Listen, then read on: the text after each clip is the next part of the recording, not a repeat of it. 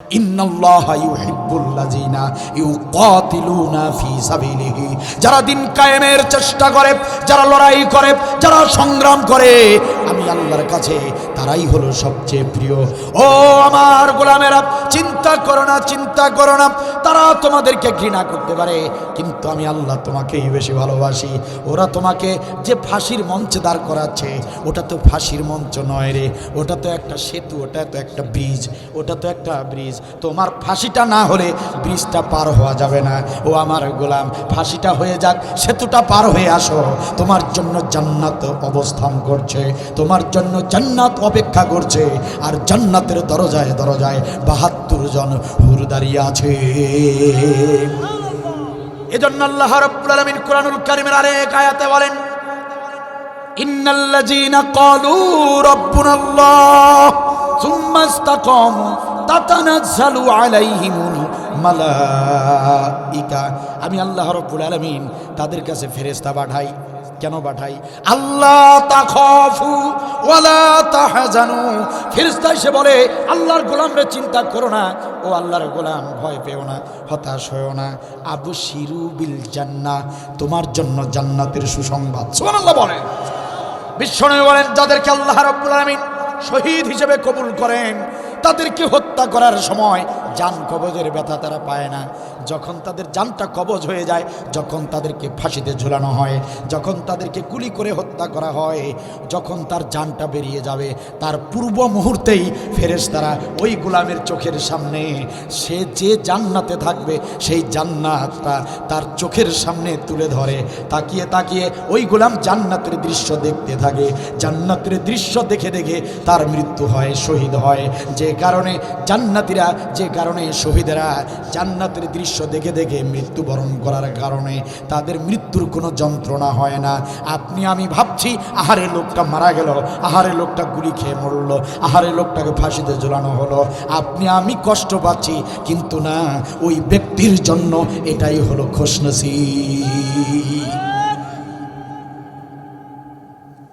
আল্লাহ বলেন, গোলামেরা, সারা দুনিয়ার মানুষ তোমাদেরকে খারাপ বলতে পারে, কিন্তু আমি বলতেছি, জিহাদের আমল তোমরা যদি করো, তোমরা হবে আমি আল্লাহর প্রিয় গোলাম। হাদিস না কোরআন, ডাইরেক্ট কোরআন। অসংখ্য আলেমদেরকে তারা হত্যা করেছে। তারপরেও আমরা শেষ আশা, শেষ আকাঙ্ক্ষা আমাদের ছিল যে একজন আছেন, বাকিগুলোকে আল্লাহ শহীদ হিসেবে কবুল করেছেন। একজন তো আছেন, জেলের ভিতরে থাকুক, তিনি তো আছেন, একদিন তিনি আসবেন, তিনি বের হবেন, তার নেতৃত্বে দেশটাকে সাজাবো, গুছাবো, তার নেতৃত্বে আমরা কালেমার পতাকা এদেশে উড্ডীন করব, এরকমটা ভেবেছিলাম। আল্লামা সাইদি রহমাতুল্লাহি আলাইহি, তাকে নিয়ে স্বপ্ন দেখেছিলাম আমরা, ঠিক কিনা বলে? কিন্তু জালিমবাজ সরকার ক্ষমতার শেষের দিকে এসে মোদী সরকারের নীল নকশায়, মোদী সরকারের পরিকল্পনায় তিনি অসুস্থ হন নাই, অথচ মিডিয়াতে অসুস্থতার সংবাদ ছড়িয়ে তাকে জেলখানা থেকে মেডিকেলে এনে ইনজেকশন পুশ করে ষড়যন্ত্র করে হত্যা করা হয়েছে। কথা বলেন ঠিক কিনা? আরে আমার মতো আব্দুল বারী হাজারটা যদি কতল হয়ে যেত, এদেশের কোনো ক্ষতি হতো না, কিন্তু এক সাইদিকে হত্যা করে এ জাতির যতটা ক্ষতি ওরা করেছে, কোনো দিন সেটা পূর্ণ হবে না, হতে পারে না।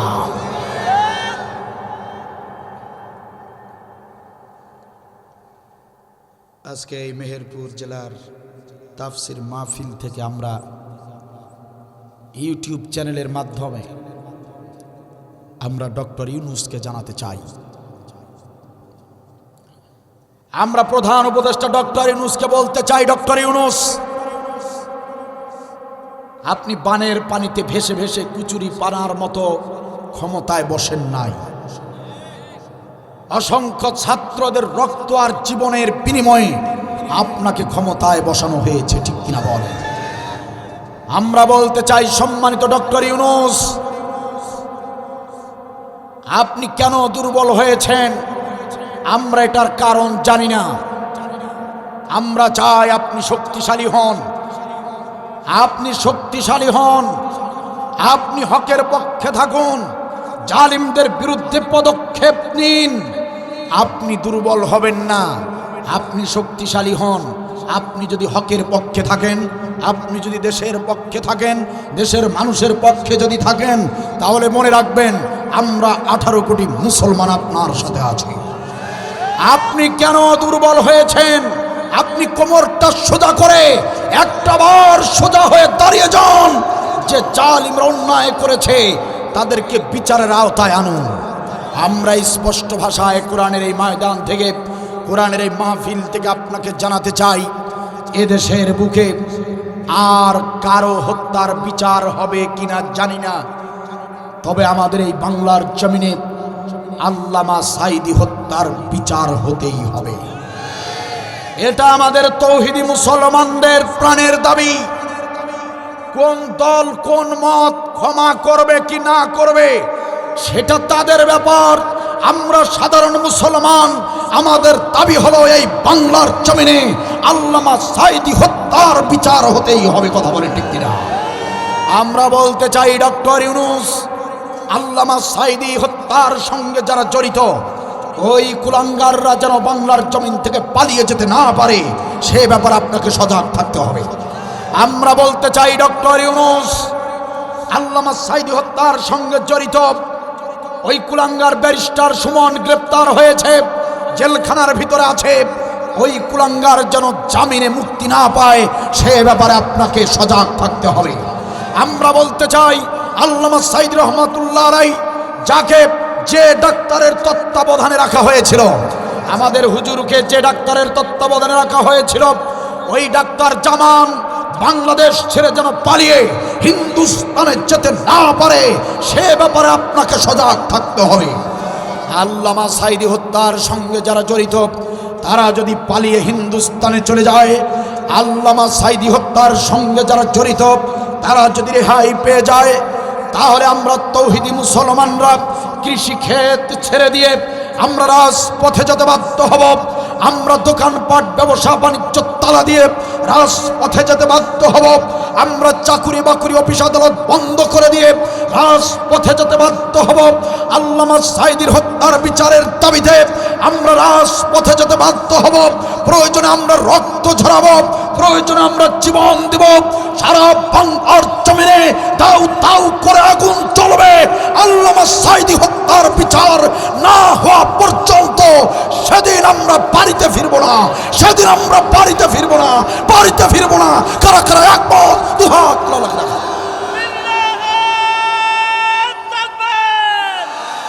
সাঈদী সাহেব হত্যা কেন? বিচার চাই, বিচার চাই। সাঈদী হত্যার বিচার চাই, বিচার চাই, বিচার চাই। বিচার হবে, বিচার হবে। শেখ হাসিনার বিচার হবে।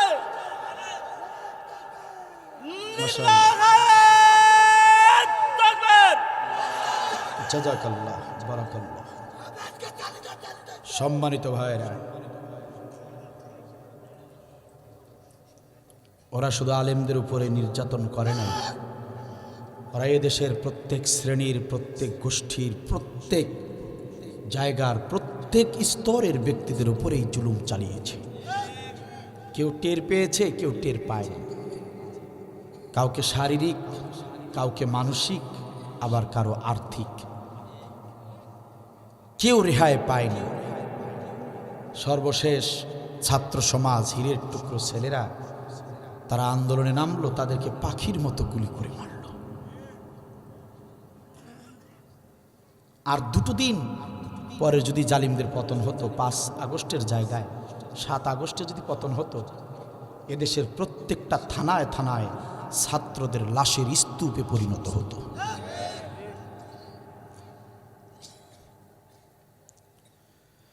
ওরা ছাত্র মেরে চেয়েছিল থাকতে ক্ষমতায়, ওরা আলেম মেরে চেয়েছিল থাকতে ক্ষমতায়, থাকিতে পারে নাই। আলেমরা পালায় না, জালেম পালায়। আলেমরা তো পালায় না, জালেম পালায়। ঠিক কিনা বলেন? আমার দেশের জনগণ 5 আগস্টে হয়ে গেল জালিমের পতন। আমার দেশের জনগণ 5 আগস্টে হয়ে গেল জালিমের পতন। ওরা ছাত্র মেরে চেয়েছিল থাকতে ক্ষমতায়, ওরা আলেম মেরে চেয়েছিল থাকতে ক্ষমতায়, থাকিতে পারে নাই। আলেমরা পালায় না, জালেম পালায়। আলেমরা তো পালায় না, জালেম পালায়।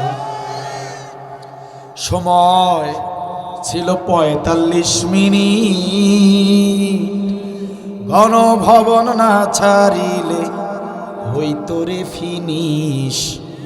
ঠিক কিনা বলে? সময় মাত্র 45 মিনিট, গণভবন না ছাড়িলে হইতো রে ফিনিশ। ইঁদুরের গর্ত নাই, পালাবে কোথায়? ইঁদুরের গর্ত নাই, পালাবে কোথায়? তাই দিল্লি চইলা যায়। আলেমরা পালায় না, জালেম পালায়। আলেমরা তো পালায় না, জালেম পালায়। আলেমরা তো পালায় না, জালেম পালায়। ঠিক কিনা বলেন? এত নির্যাতন হলো আলেমদের উপরে। আপনাদের এলাকায় হয় নাই? হয় নাই? হয় নাই? আমাদের ছাত্র সংগঠনের ভাইয়েরা বাড়িতে থাকতে পারে নাই। ইসলামী আন্দোলনের নেতৃবৃন্দ যারা নেতা ছিলেন বাড়িতে থাকতে পারেন নাই। মিথ্যা মামলা দিয়ে দিয়ে তাদেরকে একদম সর্বস্ব করে দিয়েছে। এগুলোর প্রত্যক্ষদর্শী আপনারা সবাই। ঠিক কিনা বলেন? এত নির্যাতন হলো, কেউ প্রমাণ দেখাতে পারবেন যে একজন আলেম পাকিস্তানে গিয়েছিল পালিয়ে? একজন আলেমও কি পাকিস্তানে গিয়েছে? তাহলে প্রমাণ হয়ে গিয়েছে এদেশের আলেমরা পাকিস্তানের দালাল নয়, এদেশের আলেমরা পাকিস্তানি রাজাকার নয়। বরং তোমরা যারা আমাদেরকে পাকিস্তানের রাজাকার বলেছো, দালাল বলেছো, তোমরাই ছিল হিন্দুস্তানের দালাল। কারণ তোমরা পালিয়ে গিয়ে নিজেরাই প্রমাণ করেছো তোমরা হিন্দুস্তানি রাজাকার। ঠিক কিনা বলে? আবার পুতুলের মা নাকি বলছে উনি হুট করে চট করে দেশে ঢুকে পড়বে। আপনাদের এখানে কি এলাকায় কি সীমান্ত আছে, বর্ডার আছে? কত কিলোমিটার হবে? হয়তো উনি কিন্তু পুতুলের মা, আমাগো পুতুলের মা চেনেন তো আপনারা? উনি কিন্তু বর্ডারেই আশেপাশেই থাকে। উনি সুযোগ বুঝে উনি ঢুকে পড়বে দেশের ভিতরে। উনি বলছেন, শোনেন না আপনারা? উনি বলছেন যে চট করে নাকি দেশে ঢুকে পড়বে। তো শুনে আমরা বলছি যে উনি চট করে ঢুকতে চাইছেন, তার মানে ঢুকবেন না। কেন? উনি যা বলেন তা কখনো করেন না, যা করেন তা কখনো বলেন না। উনি ভালো করে জানেন যে এ দেশে ঢুকা মানে হলো নিজের গলায় নিজেই দড়ি দেওয়া। কথা বলে না? উনি যে চট করে ঢুকবে না সেটা এই জাতির লোকেরা ভালো করে জানে। তবে আমরাও সিদ্ধান্ত নিয়েছি, উনি তো বর্ডারের আশেপাশেই থাকে, ওনাকে বলে দেই, জানিয়ে দেই আমরা। আমাদেরও একটা সিদ্ধান্ত আছে। পুতুলের মা, আপনি শুনে নেন, এদেশের 12টা বাজিয়ে আপনি হিন্দুস্তানে চলে গিয়েছেন, ভেবেছেন আপনার দাদা বাবু আপনাকে রক্ষা করবে। পুতুলের মা, কান খুলে শোনেন, আপনি চট করে এদেশে আসবেন কি আসবেন না সেটা আমরা জানি না, তবে আমরা সময়ের অপেক্ষায় আছি। দেশটাকে একটু গুছিয়ে নেই, সাজিয়ে নেই। আমরা একদিন ঠিকই চট করে আপনাকে হিন্দুস্তান থেকে বাংলার জমিনে ফিরিয়ে আনবো ইনশাআল্লাহ। আর যেদিন আপনাকে এই দেশে আনবো, আপনার উপরে আইন বহির্ভূত কোনো ধরনের নির্যাতন আমরা চালাবো না। আপনাকে আইনের আওতায় দিব আমরা। এদেশের ইনসাফ ভিত্তিক রাষ্ট্রের একটা সুবিচার হবে, সেই সুবিচার আপনি পাবেন। আপনি আলেমদেরকে মিথ্যা সাক্ষী দিয়ে ফাঁসিতে ঝুলিয়েছেন, আমরা আপনাকে ফাঁসিতে ঝুলানোর জন্য মিথ্যা সাক্ষী ক্রয় করব না, বরং সত্য সাক্ষীর মাধ্যমে আপনার এই দেশে ফাঁসি হবে ইনশাআল্লাহ। আর আপনার ফাঁসিটা বদ্ধ জেলখানার ভিতরে হবে না, আপনার ফাঁসি কার্যকর করব সংসদ ভবনের সামনে দিবালোকে প্রকাশ্যে সবার সামনে ফাঁসিতে ঝুলানো হবে। আপনাকে যেদিন ফাঁসিতে ঝুলাবো, আপনাকে বাংলাদেশের দড়িতে ফাঁসিতে ঝুলানো হবে না, আপনাকে ফাঁসিতে ঝুলানোর জন্য পাকিস্তান থেকে চড়া মূল্যের দড়ি কিনে নিয়ে আসবো আমরা। পাকিস্তানের দড়ি দিয়ে আপনাকে ফাঁসিতে ঝুলানো হবে, ফাঁসিতে ঝুলানো হবে ইনশাআল্লাহ। কারা কারা একমত? দুহাত তুলে দেখাও। সুতরাং জিহাদ করলে বাতিল শক্তি আপনার আমার উপর নির্যাতন করবে, আপনার আমাকে গালি দিবে। আল্লাহ বলতেছেন, গোলাম মন খারাপ করো না, এই জিহাদের আমল করলে এই বিপদগুলো হবে বলেই তো এই জিহাদের আমলটার গুরুত্ব আমি আল্লাহর কাছে সবচেয়ে বেশি। জিহাদের কথা যেখানে, গুনাহ মাফের কথা সেখানে। জিহাদের কথা যেখানে, জাহান্নাম হারাম করে দেবার সেখানে। কথা সুবহানাল্লাহ বলবেন না? সম্মানিত ভাইয়েরা আমার, রাত গভীর করব না, প্রায় 20টা মিনিট কথা বলবো, একটু মনোযোগ দিয়ে শুনতে হবে সম্মানিত ভাইয়েরা আমার, কষ্ট হবে নাকি? জিহাদের আমলকে আল্লাহ রাব্বুল আলামিন সবচেয়ে বেশি গুরুত্ব দিয়েছেন, কারণ জিহাদের আমলের ফজিলত বরকত আল্লাহ তাআলা অনেক অনেক বৃদ্ধি করে দিয়েছেন। জিহাদের আমল যারা করবে তাদের জন্য আল্লাহ তাআলা জান্নাতের সুসংবাদ দিয়েছেন। রাসূলুল্লাহ সাল্লাল্লাহু আলাইহি ওয়াসাল্লাম বলেন, ও আমার সাহাবীরা শোনো, এই জিহাদের আমল যারা করে তাদের কতটা গুরুত্ব, তাদের কতটা মর্যাদা তোমরা কান খুলে শোনো। সাহাবীরা বললেন, ইয়া রাসূলুল্লাহ বলেন দেখি জিহাদের আমলের কতটা গুরুত্ব। নবী বললেন, সাহাবীরা, আল্লাহর কোন বান্দা বান্দি উটের দুধ দহন করতে যতটুকু সময় লাগে এতটুকু সময় যদি জিহাদের পথে ব্যয় করে, উটের দুধ দহন করার মতো সময়, উটের দুধ দহন করতে যতটুকু সময় প্রয়োজন হয় এতটুকু সময় যদি আল্লাহর কোনো বান্দাবান্দি দিন কায়েমের পথে এতটুকু সময় ব্যয় করে, বিশ্বনবী বলেন ওই ব্যক্তির জন্য জান্নাত ওয়াজিব হয়ে যায়। সম্মানিত ভাইয়েরা আমার, আমাদের দেশে উট নাই, বাড়িতে বাড়িতে গাভী আছে। গাভীর দুধ দহন করতে কতটুকু সময় লাগে? 5-6 ঘন্টা। গাভীর দুধ দহন করতে সর্বোচ্চ 20 থেকে 30 মিনিট সময় লাগতে পারে। বিশ্বনবী বলেন, এই যে 20-30 মিনিটের মতো এরকম সামান্য সময় কোনো ব্যক্তি যদি জিহাদের পথে ব্যয় করে, আমি বিশ্বনবী ঘোষণা করলাম ওই ব্যক্তির জন্য জান্নাত ওয়াজিব হয়ে যায়। তার মানে জিহাদের আমল করলে জান্নাত, আর জিহাদের আমল না করলে জাহান্নাম। সম্মানিত ভাইয়েরা আমার, ভালো করে মনোযোগ দেন। হযরতে বিশ্বনবীর ডাবল জামাই হযরত ওসমান রাদিয়াল্লাহু তাআলা আনহু তিনি বর্ণনা করেন হাদিসটা, তিনি বর্ণনা করেন, তিরমিজি শরীফে এসেছে হাদিসটা। ওসমান রাদিয়াল্লাহু তাআলা আনহু বলেন, বিশ্বনবী সাল্লাল্লাহু আলাইহি ওয়াসাল্লাম তিনি বলেন, মান রাবাতা লাইলাতান ফি সাবিলিল্লাহ কানাত কা আলফি লাইলাতিন সিয়ামুহা ওয়া কিয়ামুহা। বিশ্বনবী বলেন, ও হযরতে ওসমান জামাই আমার, কান খুলে শোনো, কোনো ব্যক্তি যদি 1000 দিন না খেয়ে রোজা রাখে, আবার 1000 রাত যদি দাঁড়িয়ে দাঁড়িয়ে নামাজ আদায় করে। সম্মানিত মেহেরপুর জেলার মুসলমানেরা একটু বোঝার চেষ্টা করুন, মনোযোগ দিয়ে শুনুন।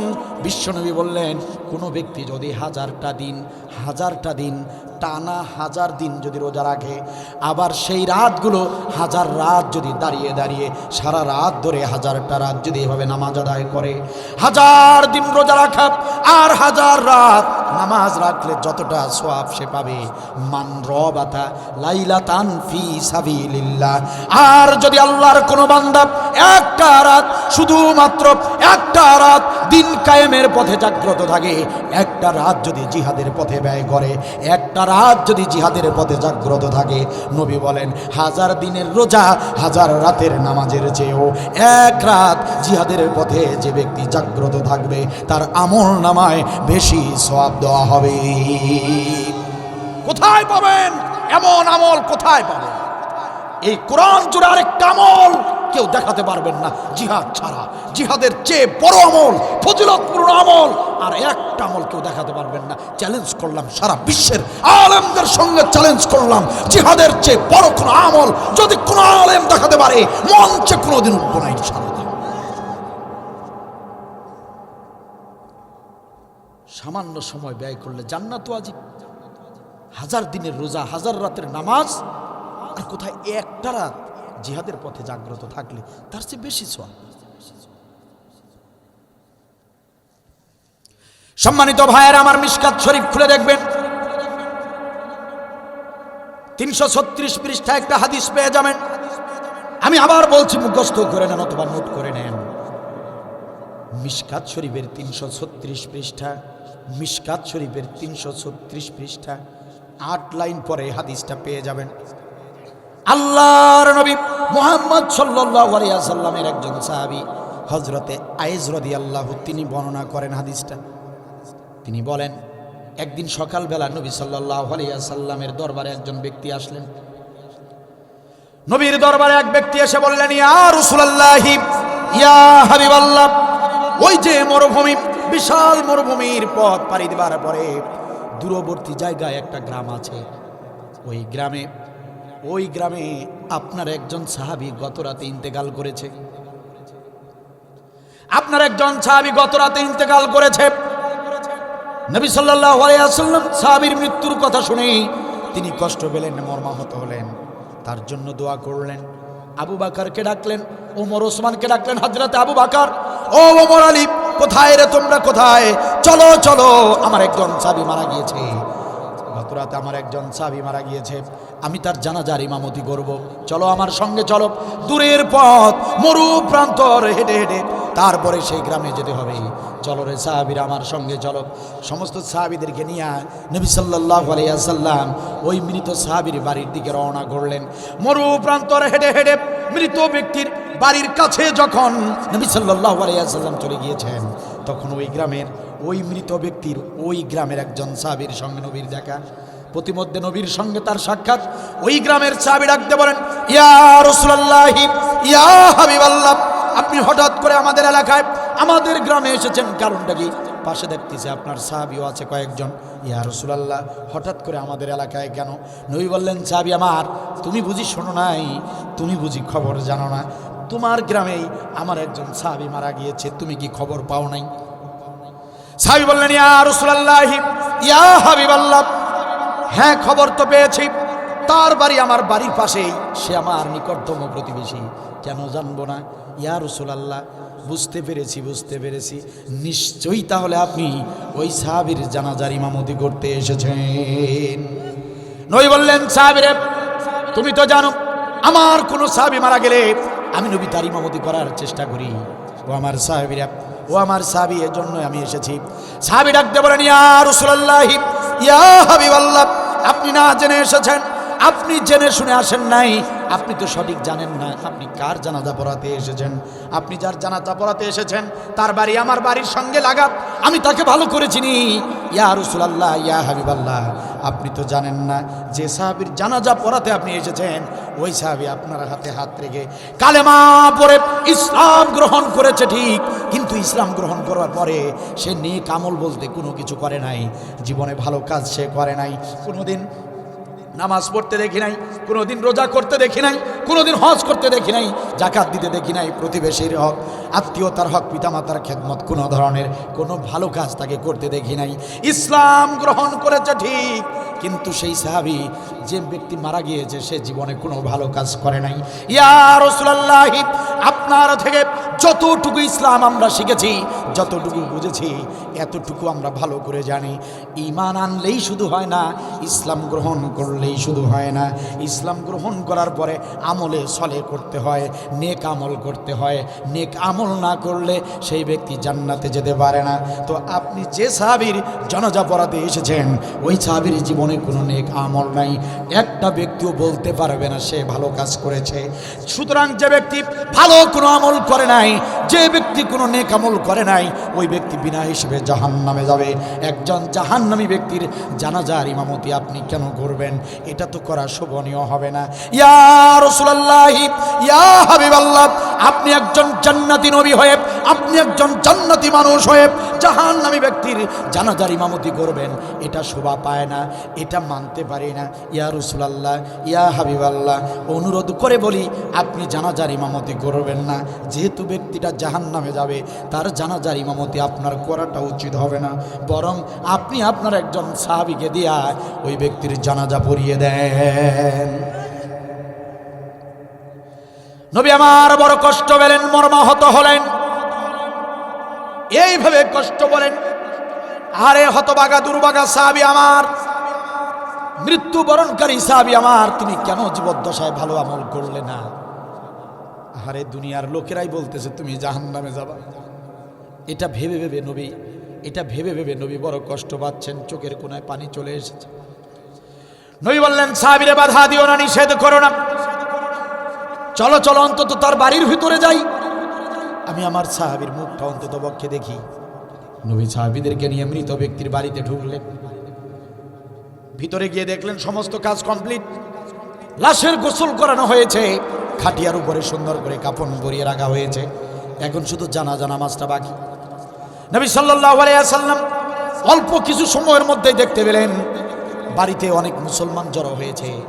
ওই এলাকার যত মুসলমান আছে, সাহাবীরা আছে, তারা তার জানাজার অংশগ্রহণ করবার জন্য এসে পড়েছে। বেশ কিছু সাহাবীদেরকে নবী দেখতে পেলেন, ওই এলাকার বেশ কিছু সাহাবীরা, বেশ কিছু মুসলমানেরা জড়ো হয়ে গিয়েছে। নবী বললেন, ও আমার সাহাবীরা, তোমরা একটু আমার সামনে কাতারবদ্ধ হয়ে দাঁড়াও, আমি বিশ্ব নবী তোমাদের সঙ্গে কিছু কথা বলতে চাই। সাহাবীরা নবীর সামনে সবাই বিনয়ের সঙ্গে দাঁড়িয়ে গেলেন। নবী সাল্লাল্লাহু আলাইহি সাল্লাম ডাকতে বললেন, উপস্থিত সাহাবীরা শোনো, ও সাহাবীরা শোনো, এই যে দেখো খাটিয়ার উপরে লাশ হয়ে শুয়ে আছে, এই সাহাবী আমার হাতে হাত রেখে কালেমা পড়ে মুসলিম হয়েছে। আমি তার জানাজার ইমামতি করার জন্য অনেক দূর থেকে এসেছি, পায়ে হেঁটে হেঁটে অনেক দূর থেকে এসেছি তার জানাজা নামাজ পড়াবো বলে, কিন্তু আমি এখানে এসে শুনলাম আমার এই সাহাবী নাকি জীবনে ভালো কোনো আমল করে নাই, জীবনে ভালো কোনো কাজ করে নাই। আমাকে অনেকেই বলেছে, ইয়া রাসূলুল্লাহ, ওর জানাজার ইমামতি আপনি করবেন না, ওর জানাজার ইমামতি আপনার করাটা শোভনীয় হবে না। ও আমার সাহাবীরা, আমার এই সাহাবী নাকি কোনো ধরনের ভালো কাজ করে নাই, আমি এজন্য খুবই কষ্ট পেয়েছি, বড় মর্মাহত হয়েছি। তোমাদের ভিতরে এমন একজন কোনো ব্যক্তি আছো নাকি, এমন একজন সাহাবী আছো নাকি? এই মৃত সাহাবী আমার, এই যে লাশ হয়ে শুয়ে আছে, এই ব্যক্তি তার জীবদ্দশায় একটা ভালো কাজ করেছে, একটা ভালো কাজ করেছে, এমন সাক্ষী তোমরা কেউ দিতে পারবা নাকি? তোমরা যারা এখানে উপস্থিত আছো, একজন ব্যক্তি সাক্ষী দিতে পারবা নাকি আমার এই মৃত সাহাবী তার জীবদ্দশায় একটা ভালো কাজ করেছে, একটা ভালো আমল করেছে, এমন সাক্ষী তোমরা কেউ দিতে পারবা নাকি? সমস্ত সাহাবীদের পিছনের কাতারের একজন সাহাবী হাত তুলে বললেন, ইয়া রাসূলুল্লাহ, ইয়া হাবিবাল্লাহ, আপনার ওই মৃত সাহাবী তার জীবদ্দশায় একটা ভালো কাজ করেছে, আমি সাহাবী তার সাক্ষী দিতে চাই। সুবহানাল্লাহ বলবেন না?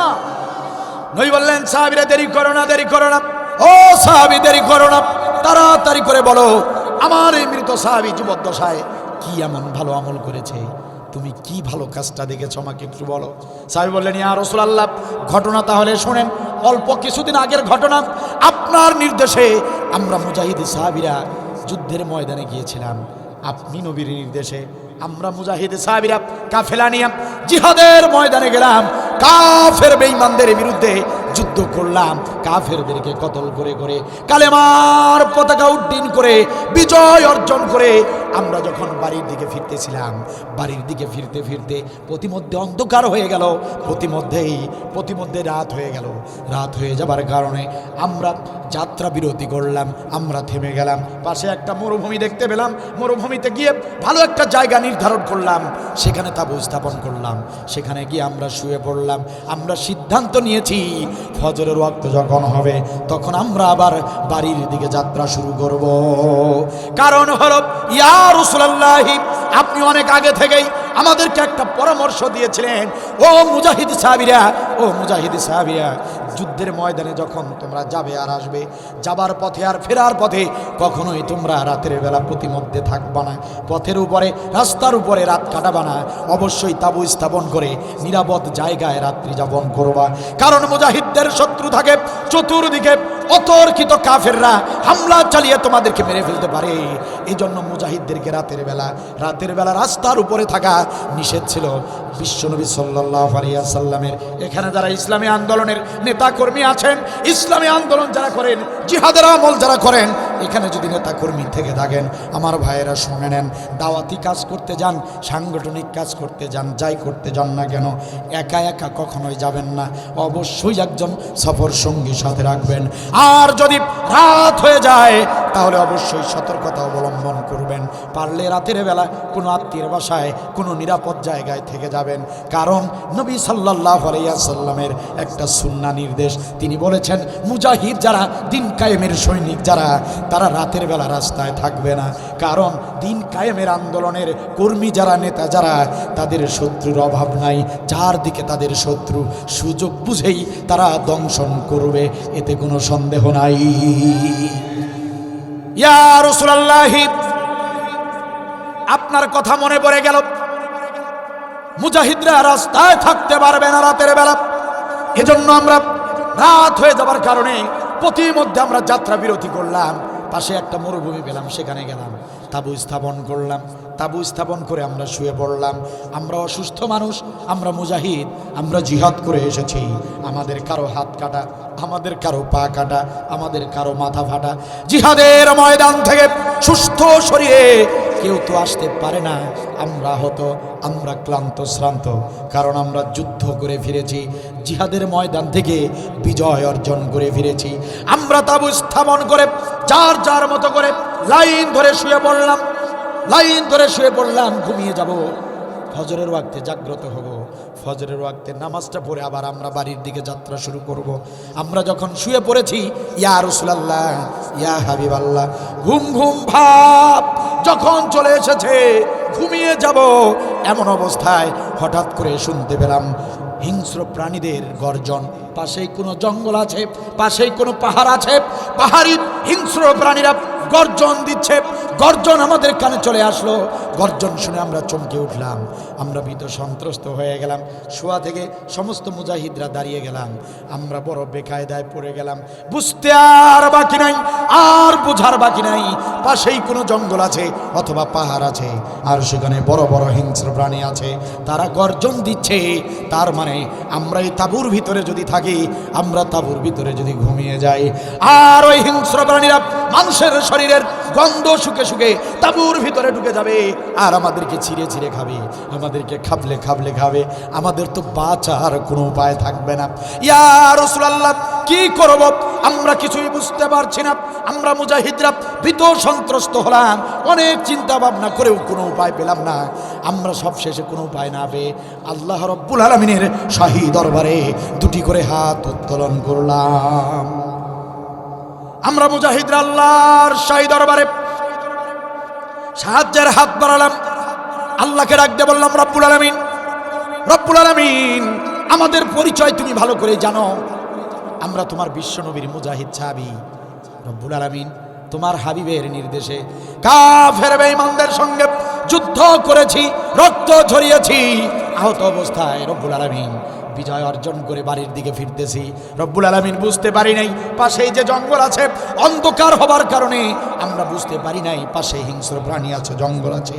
রব্বুল আলামিন তাবু স্থাপন করেছি, শুয়ে পড়েছি, এখন জানতে পারলাম হিংস্র প্রাণী আছে। রব্বুল আলামিন, আমরা শুয়ে পড়ব, অথচ ওই হিংস্র প্রাণীরা গর্জন দিচ্ছে। ওরা যদি তাঁবুর ভিতরে ঢুকে যায় আর আমাদেরকে যদি খাবলে খাবলে খায়, আমাদের তো বাঁচার কোনো উপায় থাকবে না। রব্বুল আলামিন, ইয়া রব্বাল আলামিন, আমাদের জন্য একজন সাহায্যকারী পাঠিয়ে দিন। ইয়া রাসূলুল্লাহ, আমরা আল্লাহর কাছে দোয়া করলাম, একজন সাহায্যকারী পাঠান। দোয়া করতে দেরি হয়েছে, আল্লাহ তাআলা কবুল করতে দেরি করেন নাই। সুবহানাল্লাহ বলেন। আমরা দোয়া মুনাজাত শেষ করেই তাকিয়ে দেখলাম আমাদের তাঁবুর ভিতরে একজন যুবক প্রবেশ করেছে। আমাদের তাঁবুর ভিতরে একজন যুবক প্রবেশ করেছে। ওই যুবক আমাদের কাছে চলে আসলো, আমাদের সামনে দাঁড়িয়ে ডাক দিয়ে বলে, ও লোক সকলেরা, কে তোমরা? কি তোমাদের পরিচয়? কোথা থেকে এসেছো আর কোথায় বা যাচ্ছ? এই মরুভূমিতে, আমার বাড়ির সামনে এই মরুভূমিতে তোমরা কেন তাঁবু স্থাপন করেছো?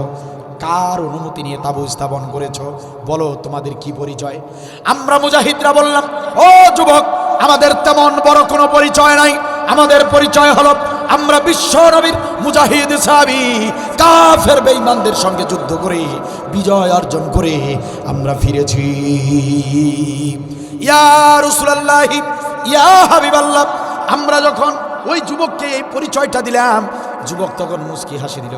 মুস্কি হাসি দিয়া বলল, বিশ্বনবীর মুজাহিদ সাহাবীরা, তোমরা জেনেও খুশি হবে, এই অধম নগণ্য এই গুনাহগার আমিও তোমাদের সেই নবীর হাতেই হাত রেখে কালেমা পড়ে ইসলাম গ্রহণ করেছি।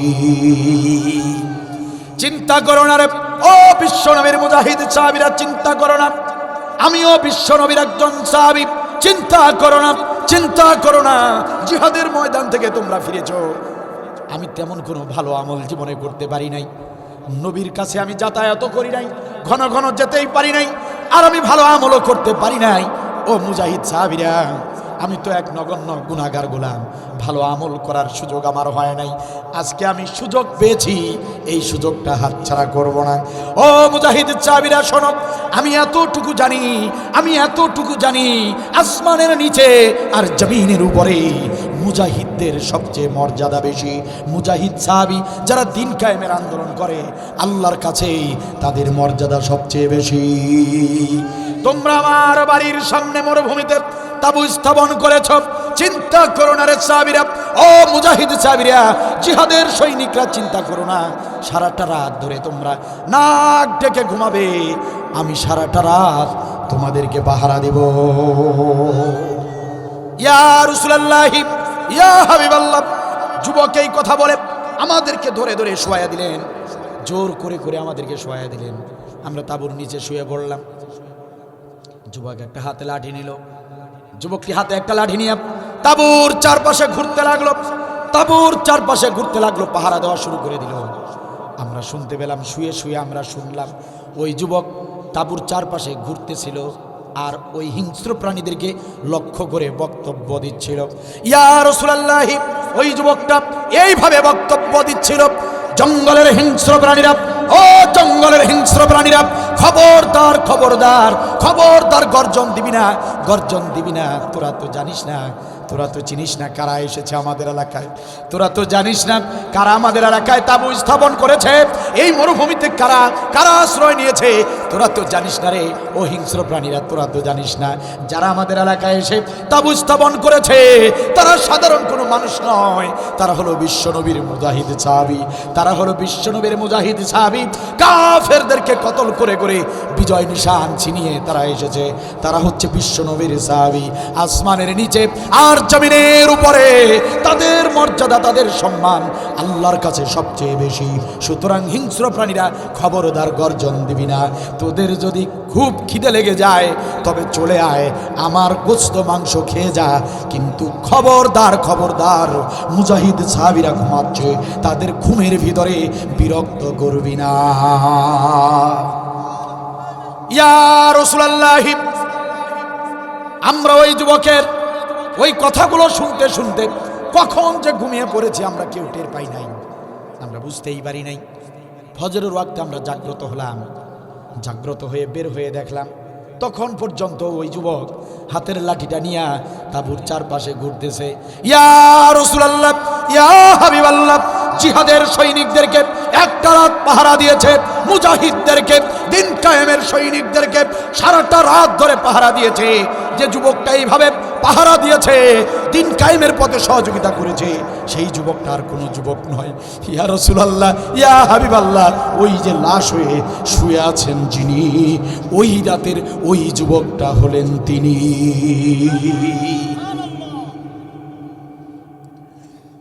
নবী সাল্লাল্লাহু আলাইহি সাল্লাম বলেন, সাহাবীরা আর বলো না, আর বলতে হবে না। ও সাহাবীরা আর বলো না, আর বলো না, আর বলতে হবে না। ও সাহাবীরা আমার, সবাই কাতারবদ্ধ হও, চেপে চেপে দাঁড়াও, আমি বিশ্ব নবী এই সাহাবীর জানাজার ইমামতি করব। মেহেরপুর জেলার মুসলমানেরা কান লাগিয়ে শুনুন, নবী সাল্লাল্লাহু আলাইহি ওয়াসাল্লাম তার মৃত সাহাবীর শুধু জানাজার নামাজই পড়ালেন না, কি খুশনসিব ওই সাহাবীর জীবনে নামাজ রোজা হজ জাগাত কোনো আমল করে নাই, জীবনে কোনো আমল তার নাই। শুধু একটা রাত মুজাহিদদেরকে পাহারা দিয়েছিলেন। নবী শুধু তার জানাজার ইমামতি করলেন না, নবী সাল্লাল্লাহু আলাইহি ওয়াসাল্লাম ওই লাশের খাটিয়া নিজ কাঁধে বহন করে কবর পর্যন্ত নিয়ে গেলেন। শুধু কি তাই নাকি, আপনার আমার নবী ওই লাশের খাটিয়া নিজে কবরে নামলেন, খাটিয়া থেকে লাশটা যত্ন সহকারে নবী সাল্লাল্লাহু আলাইহি ওয়াসাল্লাম নিজ হাতে যত্ন করে আদর করে লাশটা কবরে নামালেন। শুধু তাই নয় রে মুসলমান, প্রিয় ভাইরা আমার, হতে পারে আজকের রাতটাই আপনার আমার জীবনের কারো জীবনের শেষ রাত। কাল সকালবেলার সূর্যটা দেখতে পারবো কিনা জানি না, শাইখ শাফি আব্দুল বারী আর জীবনে কখনো আপনাদের সঙ্গে দেখা হবে কিনা জানি না। জীবনের শেষ আলোচনা হিসেবে একটু অনুধাবন করে মনোযোগ দিয়ে কথাগুলো শুনুন, কপাল খুলে যাবে ইনশাল্লাহ।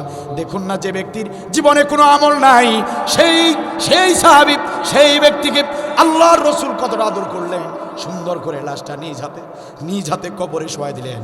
লাশের মুখের কাপড়টা, কাফনের কাপড়টা সরিয়ে জান্নাতি নবী আমার জান্নাতি ঠোঁট দিয়া ওই মৃত ব্যক্তির কপালে চুমা দিলেন। আল্লাহু আকবার, চুমা দিলেন আদর করে সুন্দর করে। এরপরে বালিয়ার পাথরগুলো দিয়া সাহাবীদেরকে সাথে নিয়ে কবরের কাজটা সম্পাদন করে ফেললেন। বালিয়ার পাথর দিয়ে কবরের কাজ সম্পাদন করে ফেললেন। সমস্ত সাহাবীরা মিলে কবরটা যখন হয়ে গেল, কবরের কাজ যখন শেষ হয়ে গেল, আমার দিকে তাকান মেহেরপুর জেলার মুসলমানেরা, এই জিহাদের আলোচনা সবাই করে না, করবে না।